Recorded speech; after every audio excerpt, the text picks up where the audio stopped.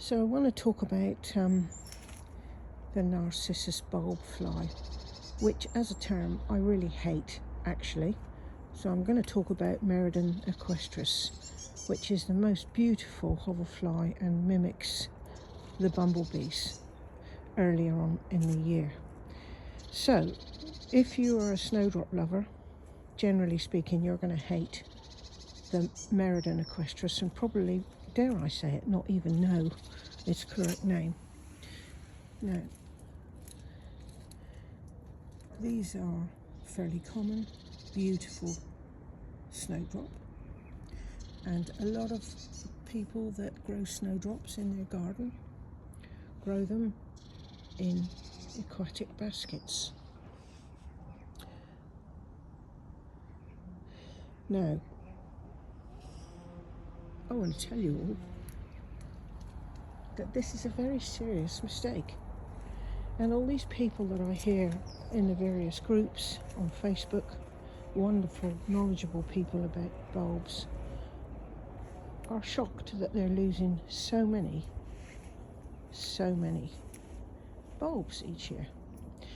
Now this is, in my view, because they are sinking them and growing the bulbs in aquatic baskets. Now an aquatic basket is generally square, they are all round as well, full of holes, like a mesh but plastic, and therefore ponds. You put hessian in them and you grow your irises and your bits and bobs. By the way, it's southern England and it's sort of towards the end of January, relatively cold. We're on the coast in Southampton. Anyway, aquatic baskets are to contain plants when you put them in a pond, and it's very effective, and you line them with hessian. But it's become a thing maybe in recent years with collectors to put their bulbs of their snowdrops in aquatic baskets.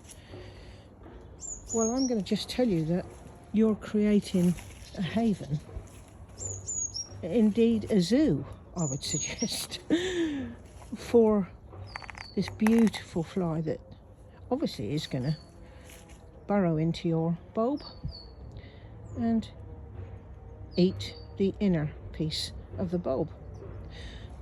Now this particular fly, obviously they're not around just yet, but it won't be long. It mimics a bumblebee, and our bumblebees are on the decline, so it's super important. They've evolved over millions and millions of years. Now we don't see what's going on in the soil, but the soil is full of macrofauna, all sorts of predators, and by putting your beautiful and sometimes expensive bulbs, £300, £400, £500 a bulb, in the soil in a basket, you might as well put a sign up which says restaurant open.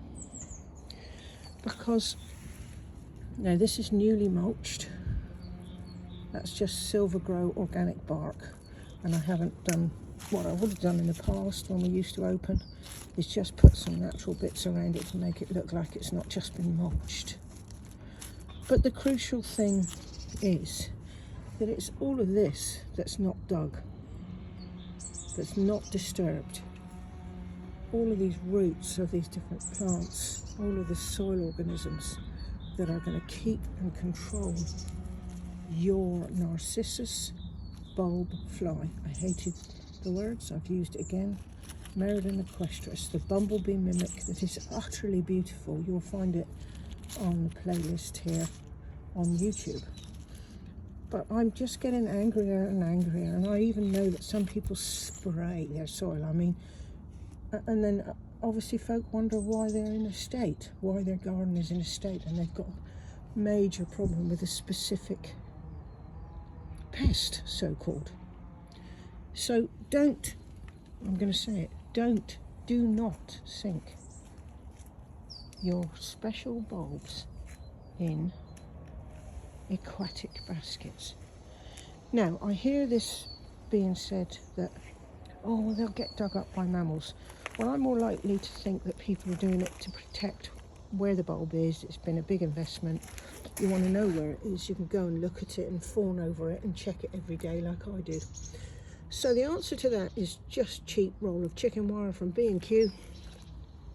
Super easy. Look, it just sits on the soil. I can peg them if I want.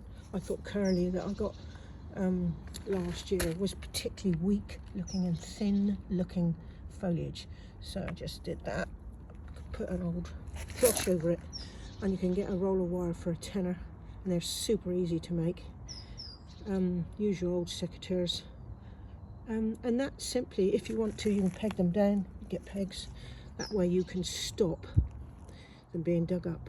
But in this soil, centipedes, which are going to eat the single egg that may or may not be laid right here, single egg at a time. But these hoverflies are super important pollinators. Their larvae eat hundreds of aphids, so you know, just get over it. Sorry, I really do mean that, and understand that you're upsetting the natural processes, much like solitary bee houses. So here you go, look. Snowdrop person, Merodon equestris. That's not a particularly good looking one there, but it's, I have videos of them on as I say, on the playlist here. So there you are. Just don't use aquatic baskets in the soil. You are asking for trouble. Let them be free to roam, to multiply, and to everything is accessed, and no digging, no chemicals, and let the birds eat any eggs, the beetles, the centipedes, the different macrofauna that's in moss and everything else. I literally haven't lost any Galanthus. None. Zero. Sorry to say it. Yes, I lose labels occasionally, but that's it.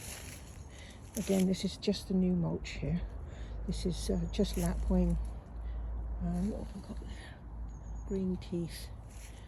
And here, just different natural ones. Navalis, LSCI, Merodon, etc., etc. Lots and lots of leaves. Lots of shelter. So, yeah. Not everybody can sort of cope with this look, if you like, but you know, I really mean it. Just stop with the aquatic baskets.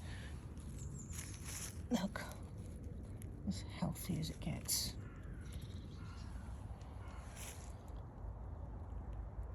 Thank you for listening.